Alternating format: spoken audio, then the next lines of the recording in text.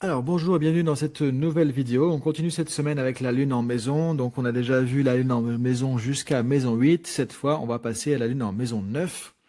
Maison spirituelle, maison tricona, la meilleure tricona, la maison 9. Donc on va voir qu'est-ce que la lune en maison 9 peut nous donner comme dynamique dans le thème de naissance en astrologie indienne, astrologie védique, Jyotish. Donc on va invoquer Ganesh et ensuite on va regarder tout ça tranquillement ensemble. Om Gam Ganapataye Namaha. Om Gam Ganapataye Namaha. Om Gam Ganapataye Namaha. Om Gam Ganapataye Namaha. Om Gam Ganapataye Namaha. Om Gam Ganapataye Namaha. Om Gam Ganapataye Namaha. Om Gam Ganapataye Namaha. Om Gam Ganapataye Namaha. Om Gam Ganapataye Namaha. Om Gam Ganapataye Namaha. Om Sham Chandraya Namaha. Om Shri Gurubhyo Namaha. Om Om Om. Alors la maison 9, on va être sur le côté foi, quête de sens, intelligence spirituelle avec la lune ici. La maison 9, c'est la meilleure tricona, c'est une maison auspicieuse, plutôt bénéfique. C'est la maison du Dharma. La quête de sens, la foi intérieure, la sagesse et l'éthique. C'est une maison qui représente aussi les enseignants, les guides, la transmission de différentes manières, les études supérieures, les voyages aussi, à l'étranger. Alors l'étranger un peu lointain parfois, le côté pèlerinage aussi à l'étranger, les choses comme ça. Donc la maison neuve va, alors parmi encore beaucoup d'autres significations, va amener ces différents éléments importants qui vont se manifester notamment avec la lune. Alors c'est aussi le père, la figure paternelle, la figure du gourou, etc. Aussi la maison 9. On va parler de tout ça et voir comment la lune maison 9 va pouvoir du coup fonctionner, sachant que encore une fois, je me répète à chaque fois, mais c'est important de le répéter, la lune en maison 9, dans un thème ou dans un autre, ne fonctionnera pas forcément totalement de la même manière. Évidemment, il y a d'autres choses dans le thème qui vont impacter sur ça. Donc c'est une matrice un petit peu karmique qu'on va regarder, mais qui est loin d'être exhaustive et qu'on va pas pouvoir copier-coller à chaque fois dans chaque thème exactement. Mais ça vous donne déjà un peu des idées sur la dynamique, un peu la logique qu'il y a dans cette matrice karmique de la lune engrammée dans la maison 9, dans le thème de Jyotish. Alors quand la lune est en maison 9, on est sur la foi, la spiritualité, donc la lune a besoin, le mental a besoin de croire à quelque chose de plus grand, d'important, un sentiment de direction intérieure aussi, d'alignement, on pourrait dire, qu'il y a quelque chose alors de plus grand, de plus large que nous, que l'humain, mais qu'on a aussi quelque chose à l'intérieur, une direction, une autorité intérieure, une spiritualité, quelque chose, un alignement à l'intérieur aussi. On va avoir besoin aussi de donner du sens aux expériences. Alors ça peut être une recherche de sens, ça peut être facilement de donner du sens, ça peut être parfois manquer de sens et un besoin qui est du coup, comment dire, qui est satisfait ou pas, mais en tout cas, il y a cette notion qui va venir aussi. Le mental aura besoin aussi de s'appuyer sur une vision, une philosophie de vie, une voie. Ça peut être une voie spirituelle, une voie religieuse, une voie liée à des principes, une voie liée à des insights, des compréhensions qu'on a eues. Mais on a besoin d'avoir une philosophie quelque part, une philosophie de vie, des règles de vie, un peu de fonctionnement qui sont liées à l'éthique aussi, des principes de vie, une vision de quelque chose. Voilà, il y a ce côté vraiment spirituel, mais au sens très très large, vous voyez, qui va être important, qui va nous pousser souvent à chercher une vérité, une cohérence, une boussole intérieure aussi, qui va venir aussi avec des repères extérieurs, une philosophie, un courant de vie, un courant de pensée, une religion ou des choses comme ça. Donc voilà un peu là, il y a cette quand même énergie qui va se manifester aussi déjà au niveau du mental.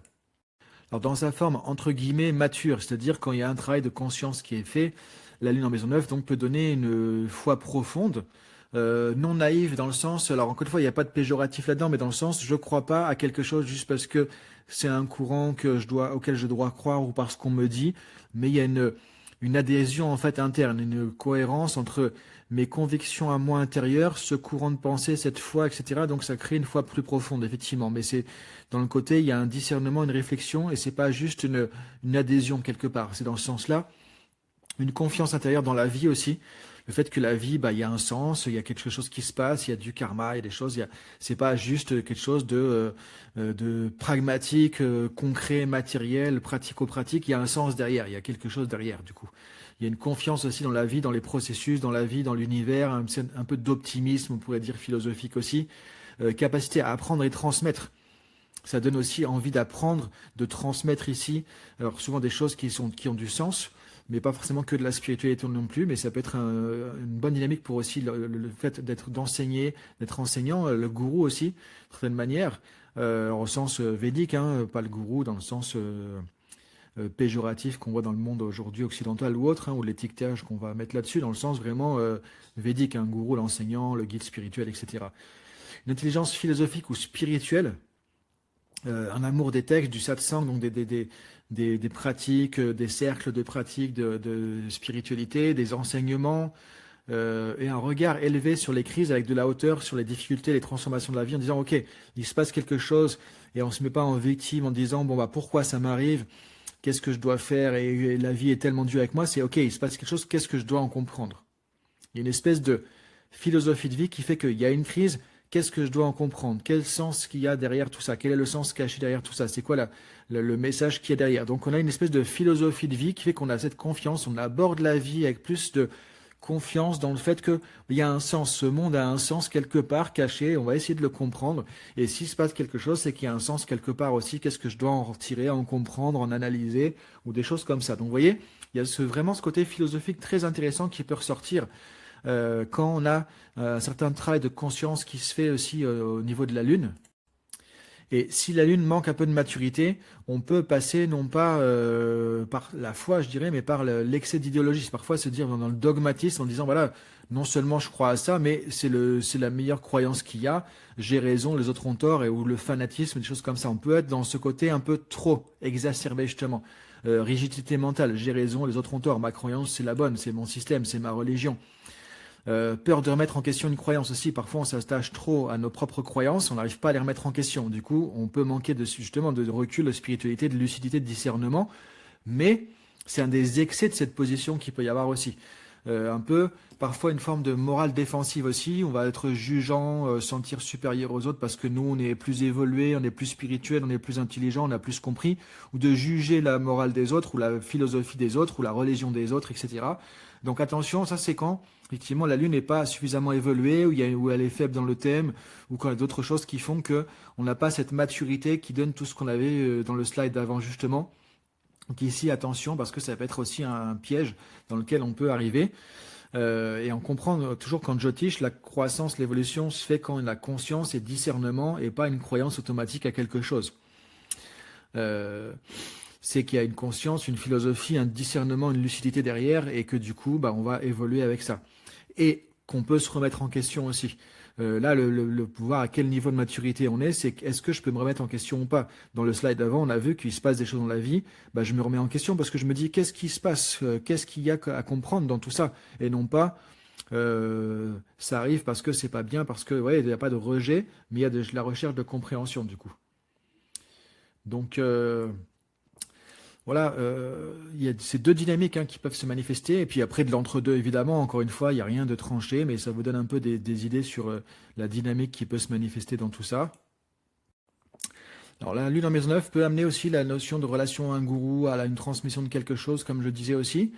À un moment, on va rencontrer un enseignant, un guide ou une voix. C'est pas forcément une personne, ça peut être une voix aussi structurante qui nous amène du recul, de la conscience, de la philosophie de vie ou des choses comme ça aussi. Pas forcément une personne, alors je veux dire des personnes, pardon, il y a une petite faute ici. C'est pas forcément une personne ou des personnes extérieures en fait qui vont manifester ça, représenter ça. Parfois, ça peut être un livre, un recueil philosophique, un traité philosophique, la Bhagavad Gita, ça peut être aussi par exemple un ouvrage comme ça, une tradition, une discipline intérieure, une maturation progressive de quelque chose. Donc, c'est pas forcément une personne ou autre, mais ça peut amener aussi à trouver un peu un maître ou des maîtres, des guides, des gourous au fur et à mesure qui vont nous aiguiller, nous guider dans notre cheminement. Donc ça peut aussi amener ça.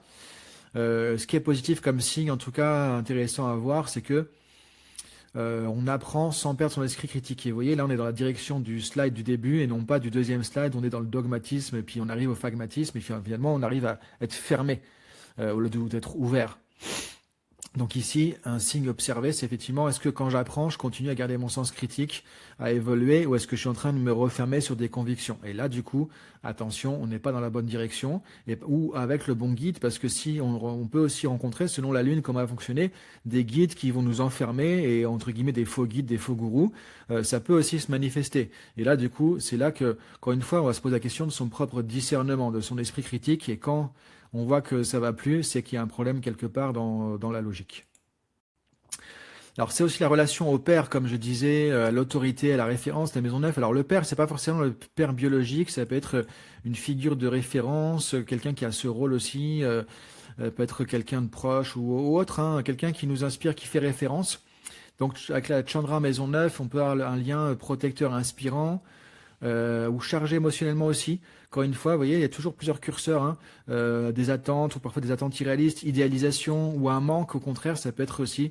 Alors ça peut être une lune affligée ou en conjonction avec un maléfique naturel et qui fait qu'il y a un manque parce que la référence, l'autorité, le père en gros n'est pas là ou est absent ou des choses comme ça. Ça peut être tout ça encore une fois, vous voyez. Donc c'est pour ça que faut remettre dans un contexte d'un thème et qu'un thème, ça s'étudie. On peut pas prédire un thème comme ça, juste maison X, maison Y.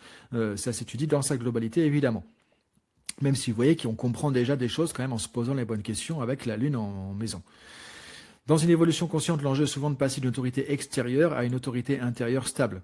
Nous se rendre compte que l'autorité, le père, la figure, la référence nous amène des choses, mais que finalement c'est à l'intérieur qu'on va trouver le chemin sur lequel ça nous montre en fait. Et justement, ça nous enferme pas, ça nous fait grandir intérieurement, personnellement.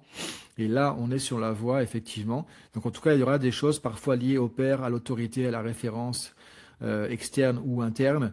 Et le père, c'est pas forcément le père biologique non plus, mais aussi la représentation symbolique, on pourrait dire, ou psychique, ou psychanalytique, qu'il peut y avoir. Alors au niveau études, statut, vocation, métier, tout ça, Chandra Maisonneuve va soutenir tout ce qui est enseignement, pédagogie, philosophie, sciences humaines, spiritualité, alors structuré quand même, avec un côté du coup un peu plus rationnel parfois aussi, des domaines où on transmet du sens aussi. Donc ça peut être au-delà de ça, mais il y a la notion de sens qui est commun, en tout cas qu'on retrouve. Potentiel de reconnaissance si le thème est globalement cohérent aussi. Euh, la maison neuve, c'est une maison de bénédiction, entre guillemets, hein. C'est la meilleure tricona, c'est la meilleure maison, la maison de auspicieuse, de la chance, tout ça. Mais elle demande aussi une vraie intégrité, une vraie lucidité, enfin, comment dire, une vraie éthique, une vraie posture authentique aussi à l'intérieur. Donc c'est important aussi d'être dans cet alignement, sinon ça peut nous amener dans les écueils qu'on a vus un peu en début de vidéo.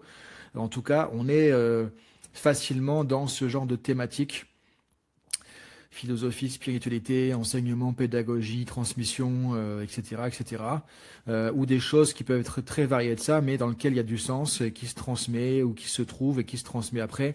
En tout cas, on est dans ce genre de thématique. Après, il y a un côté aussi voyage étranger. Alors, euh, notamment les voyages qui sont un peu éloignés ici, un peu plus. Donc des voyages importants, des liens avec l'étranger, une ouverture culturelle ou spirituelle étrangère ou non conventionnelle. Donc pour un occidental, le Jyotish, le yoga, l'Ayurveda, les sciences védiques, le karma, tout ça, effectivement, c'est pas très classique. Donc ça fait partie un peu de tout ça dans l'ouverture culturelle, spirituelle, étrangère, entre guillemets. Des voyages, ça peut être aussi quand on va aller dans des retraites spirituelles, des choses comme ça, ou aller à l'étranger assez loin, et ça peut être même en dehors du côté spirituel, d'être attiré par l'étranger, d'aller souvent à l'étranger, de se sentir bien à l'étranger, ou avec des personnes étrangères, ou des gens qui parlent étranger, ou des gens qui sont en lien avec l'étranger. Ça peut être à différents degrés, encore une fois. L'idée, c'est de comprendre, c'est que si on voyage à l'étranger ici, c'est pas pour fuir, pour partir.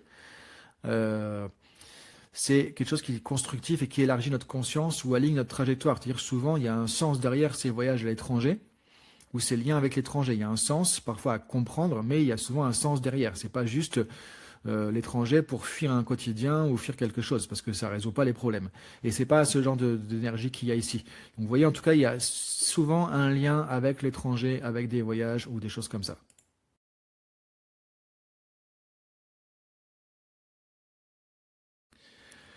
Donc on peut dire la lune en maison 9, le mental cherche une direction plus haute, plus grande, quelque chose de plus grand, plus vaste. Voilà, il y a quelque chose de plus grand que soi. Niveau mature, on a à la fois plus sagesse, plus transmission. Niveau immature ou travail à faire ou des problématiques, des aspects de maléfiques, conjonctions ou des choses, lune faible ou des choses comme ça. Ou lune en chute, lune nouvelle lune, lune aspectée, etc. Rigidité, dogme, idéologie, possible aussi. Le chemin, transformer la croyance en discernement. Transformer la croyance en discernement, c'est ça la dynamique principale qu'il va y avoir, peu importe d'où vient la croyance, que ce soit un gourou, un livre, un courant ou autre, et garder toujours son discernement. Et le discernement, c'est l'indicateur qu'on est toujours sur la bonne voie, entre guillemets, par rapport à ce cheminement. Alors, si vous voulez voir où est la lune dans votre thème, vous pouvez aller sur le vedic-coaching.com. Il y a un onglet découverte, vous allez trouver pour avoir votre thème de naissance offert. Donc, alors c'est pas toute l'analyse, un audio de 2 heures que vous avez sur la lecture de votre thème, c'est la carte. Comme vous voyez ici une carte de votre thème avec les planètes, elles sont dans quel signe, dans quelle maison, où est mon ascendant, etc. Ça, effectivement, vous pouvez l'avoir gratuitement, je vous l'envoie. Et après, avec les tutos, vous pouvez déjà avancer aussi. Et évidemment, il y a des formations, consultations, tout ça. Mais en tout cas, vous pouvez déjà avoir ça pour voir déjà quel est mon thème védique. Ça peut être intéressant. Ou de comparer notamment aussi avec l'astrologie occidentale qui est bien différente aussi, même s'il y a des points communs. Donc ça, c'est sur vedic-coaching.com, un onglet de découverte et c'est gratuit, vous le demandez. Je vous l'envoie parfois au bout de 2 jours, parfois au bout de 10 jours, en fonction des possibilités du coup. N'hésitez pas à me contacter en tout cas pour ça si besoin. Après, l'étape suivante, si vous voulez vous former, il y a la première chose, c'est vraiment les fondations de l'astrologie védique, module 1 de la formation complète du docteur David Frawley, qu'on représente, qui est une sommité mondiale en yoga, ayurveda, jyotish, sciences védiques en général, vraiment, avec peut-être 30-40 livres écrits sur des décennies, reconnus vraiment par les ministères indiens aussi. Voilà, et donc c'est lui qui certifie avec son institut la formation. Nous, on propose la version francophone de sa formation de référence en astrologie védique et vous pouvez, si vous voulez, pas forcément vous former de manière certifiante, complète ou professionnelle, juste prendre le module 1 qui déjà vous donne des très bonnes fondations pour votre thème et même pour commencer à regarder un peu des thèmes d'autres personnes. Donc ça, vous le trouvez aussi sur le site vedic-coaching.com. Maintenant, si vous avez des questions, vous pouvez me contacter sur vedic-coaching.com aussi. Ou alors simplement aller dans l'onglet newsletter, vous inscrire et vous recevez par mail à chaque fois l'article du mardi, l'article du dimanche, cette vidéo du jeudi, sans forcément aller sur YouTube, aller chercher sur le blog ou des choses comme ça. C'est automatique, vous avez toutes les infos au fur et à mesure, c'est le plus facile de s'inscrire sur vedic-coaching.com, la newsletter, et comme ça, vous avez tout dans votre boîte mail tout simplement. Et vous pouvez me contacter si vous avez besoin, évidemment, par rapport à tout ça. Donc voilà, je vous remercie encore une fois de votre écoute et je vous dis à très bientôt pour la prochaine vidéo.